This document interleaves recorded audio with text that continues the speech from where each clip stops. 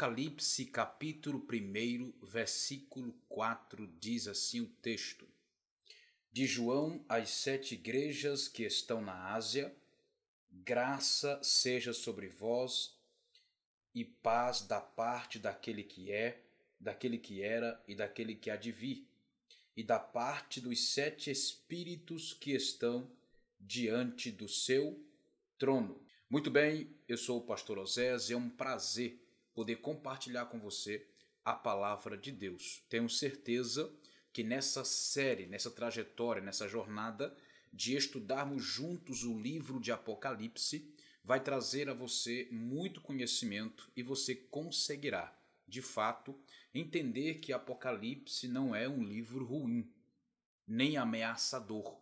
É um livro que revela a pessoa de Cristo Jesus.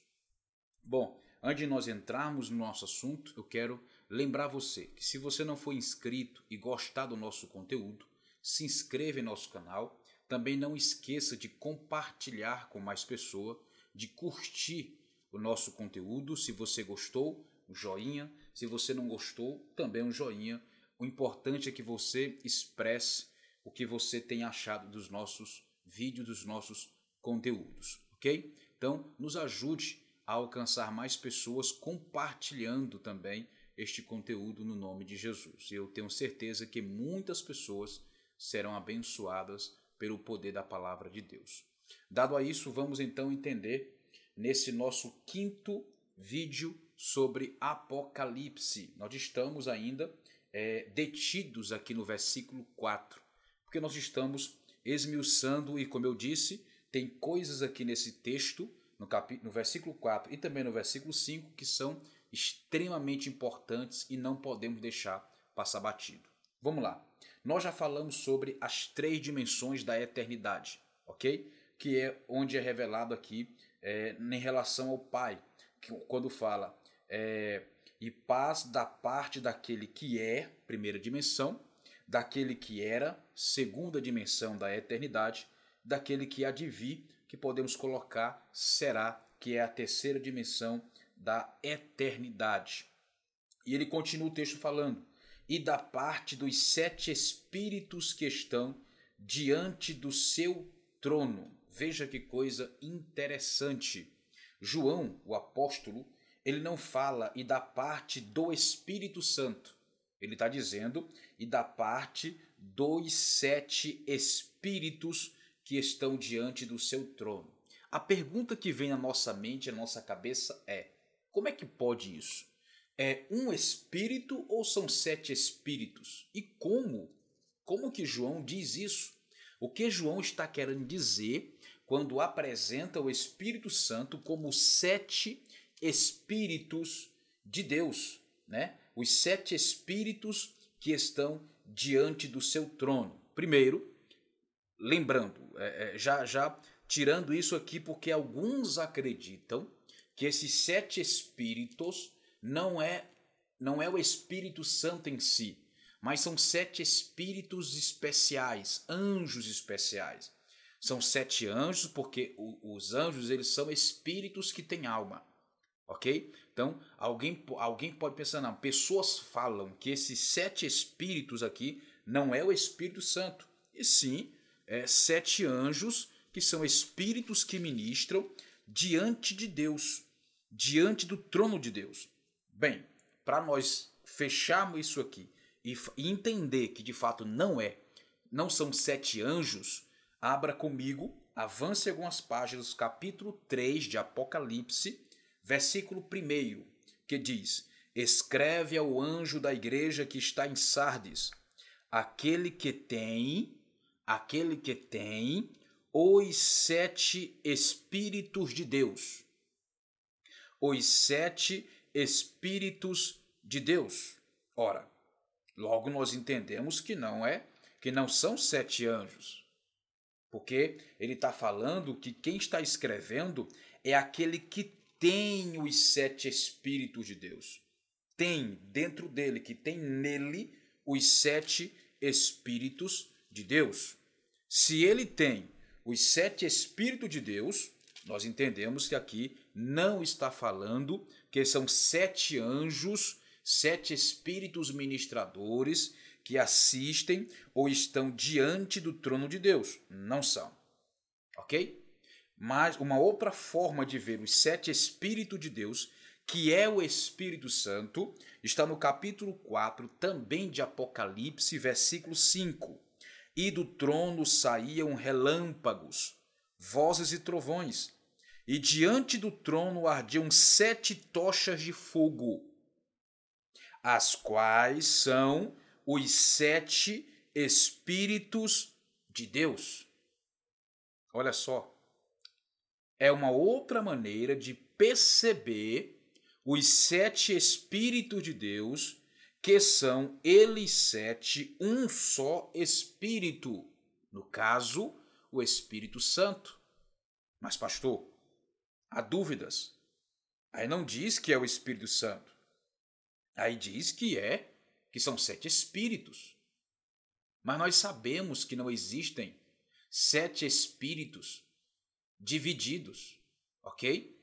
Na verdade, para nós entendermos isso aqui, você precisa saber que o Espírito Santo, ele tem 7 formas específicas de operar, de agir, de operar na igreja, assim como ele operou na vida de Jesus, desde a concepção de Cristo, desde a formação do corpo de Cristo. Entenda, a formação do corpo de Cristo e não a formação de Cristo, porque Cristo, ele é pré-existente. É uma das pessoas da divindade, ok? Então ele não pode ter sido gerado no ventre de Maria. Cristo não, mas o corpo sim. O corpo físico sim. A parte humana sim, foi gerada no ventre de Maria. Glória a Deus. Então, não são 7 anjos e também não são 7 espíritos divididos. Não são.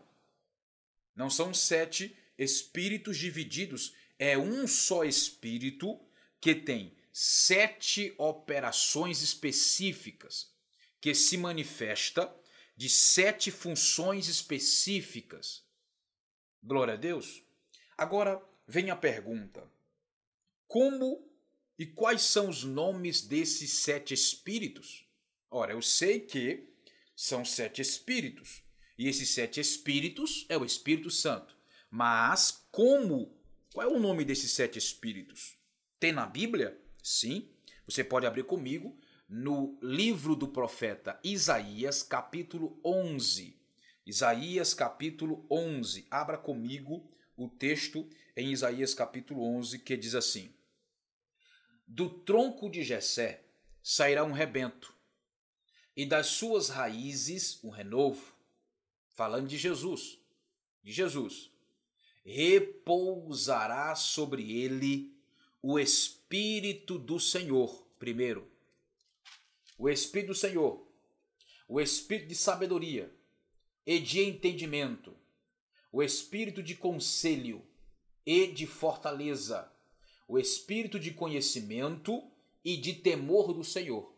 Aqui estão os 7 nomes dos 7 Espíritos, que são o Espírito Santo. É ele agindo e operando de 7 maneiras diferentes, específicas e extremamente importante para a vida da igreja. Para a vida da igreja. Aleluia! Como é importante nós entendermos isso. Agora voltemos lá para o capítulo 1 de Apocalipse, versículo 4. Voltemos lá. Então, eu quero que você entenda isso, quero que você não esqueça disso e passe a meditar um pouco mais sobre esse assunto, sobre esta questão, ok? É muito importante que você possa meditar e procurar entender. Pegue as referências, anote-as e depois pesquise-as no nome de Jesus. Voltou lá para Apocalipse capítulo 1, versículo 4. Muito bem. Então, como que eu posso perceber a operação desses 7 espíritos ou a operação do Espírito Santo de 7 maneiras específicas. 7 maneiras específicas.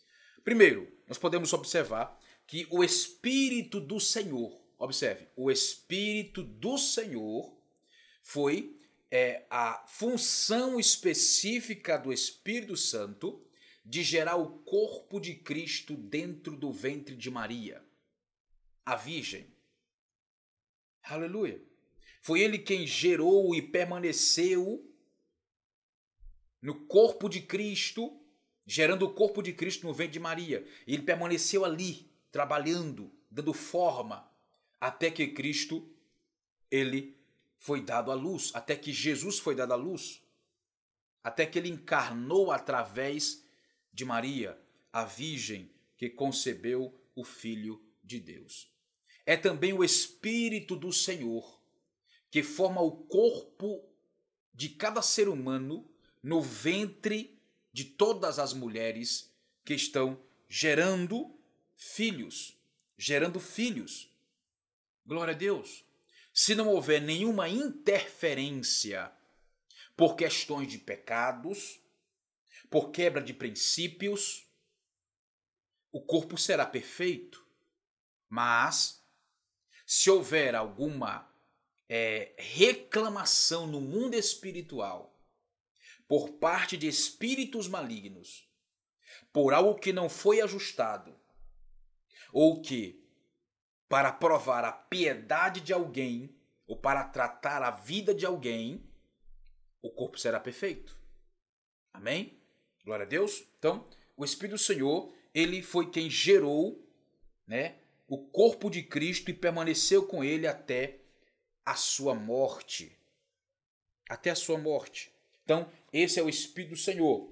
O Espírito de temor foi o Espírito que foi a forma de atuação do Espírito Santo, foi o aspecto, a expressão do Espírito Santo que Jesus escolheu de bom grado, não que os demais tenham sido de mau grado, não, mas ele escolheu viver no temor do Senhor. Então o Espírito de temor do Senhor é o que ele escolheu como seu deleite. Ok? Essa operação foi a escolha do deleite de Cristo, o temor do Senhor. E como é necessário, amados, você que me ouve, você que está nos assistindo agora, como é necessário a operação do Espírito Santo como espírito de temor do Senhor. Como é necessário nos nossos dias, na vida da igreja, como é necessário, porque infelizmente nós não vemos mais isso, não vemos mais isso acontecer na igreja. Aleluia.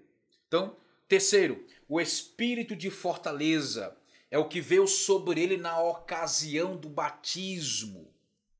Na ocasião do batismo nas águas, o espírito de fortaleza veio sobre Jesus.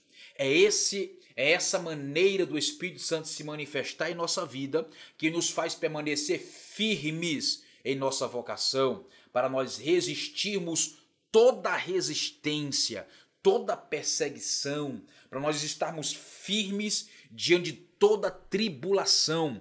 Espírito de fortaleza, como também é necessário nesse período catastrófico que estamos vivendo hoje, como é necessário o espírito de fortaleza, o Espírito Santo manifestando o aspecto dele como o espírito de fortaleza dentro do corpo da igreja, do corpo de Cristo que é a igreja. Espírito de fortaleza, aleluia. E também temos o espírito de sabedoria, o espírito de inteligência e o de sabedoria, que é o que operou em conjunto, em dupla, na vida de Jesus na sua adolescência, quando ele estava lá no templo, sendo interrogado pelos mestres, doutores da lei, pelos príncipes. E ele explicou-lhes a Torá e também os profetas. E aquilo impactou a mente deles, daqueles homens, Por quê? Ele estava operando no espírito de inteligência e de sabedoria. Aleluia. Glória a Deus. Nós temos que pedir isso para a nossa vida. Pedir a sabedoria, como ensina Tiago, e também pedir a Deus, pedir ao Espírito Santo, no nome de Jesus, que se manifeste através de nós, como espírito de inteligência e sabedoria. A inteligência é uma graça que Deus nos dá, pelo espírito de inteligência, de perceber as coisas e aprender as coisas, desde as seculares até as espirituais. Espírito de inteligência, a sabedoria é o aspecto do Espírito Santo que nos dá graça para saber aplicar toda essa inteligência. Porque tem gente que é inteligente, mas não é sábio. Mas todo sábio é inteligente, mas nem todo inteligente é sábio. Tem gente que é inteligente, mas é soberbo, não sabe usar a inteligência em favor e em serviço dos outros, mas usa para humilhar, para provar que sabe mais, que pode mais, que é mais esperto, que consegue dominar mais as áreas, que é mais inteligente. E ele usa isso para humilhar as pessoas, para fazer as pessoas de escravo dele. Isso é falta de sabedoria, porque quando há sabedoria junto com a inteligência, a pessoa que as tem entende que a inteligência que tem é para servir os outros, beneficiar os outros e não apenas a si mesmo. Então, o espírito de inteligência e sabedoria andam juntos. Aleluia. O espírito de conhecimento. Sexto, o espírito de conhecimento é o que ajudou Jesus em discernir as intenções, os pensamentos daqueles que estavam ouvindo ele pregar, que estavam armando, que cogitavam na mente coisas interrogativas acerca de Jesus, e ele conseguia ver o que estavam pensando. Esse é o espírito de conhecimento. Conhecimento não é ter conhecimento técnico, intelectual, não. É saber o que está acontecendo dentro da pessoa, ali, no presente, no exato momento. É discernir, é conhecer o que eles estão pensando, é conhecer o que se passa no coração de alguém. Esse é o espírito de conhecimento. Aleluia. E pode se manifestar de várias maneiras para nós percebermos o que está acontecendo no público ou na pessoa que está nos ouvindo ministrar. Mas esse é um outro assunto. E por fim, o espírito de conselho. Sétimo, espírito de conselho, que ajudava Jesus a tomar as decisões. Tomar as decisões certas, nas horas necessárias, durante a sua caminhada na terra. Nós precisamos do espírito de conselho, e nem sempre ele vai operar dentro de nós apenas, ele vai usar alguém para nos trazer um conselho e nos posicionar corretamente em nosso chamado. Amém? Glória a Deus. Queremos poder falar um pouco mais sobre isso, mas eu quero só que você pense, que você passe a raciocinar. Tem muita coisa sobre isso aqui. Glória a Deus. Então, guarde no seu coração essa palavra, medite nela. Nós estamos ainda no versículo 4. Precisamos avançar um pouco mais. Mas no próximo vídeo, no próximo conteúdo de Apocalipse, vamos falar do versículo 4 e 5 e vamos encontrar aqui dentro as 3 pessoas da divindade. Deus te abençoe, Deus te dê graça. É um prazer estar aqui com você. Em nome de Jesus. Paz na sua casa, saúde para a sua família e para você. Em nome de Jesus. Amém.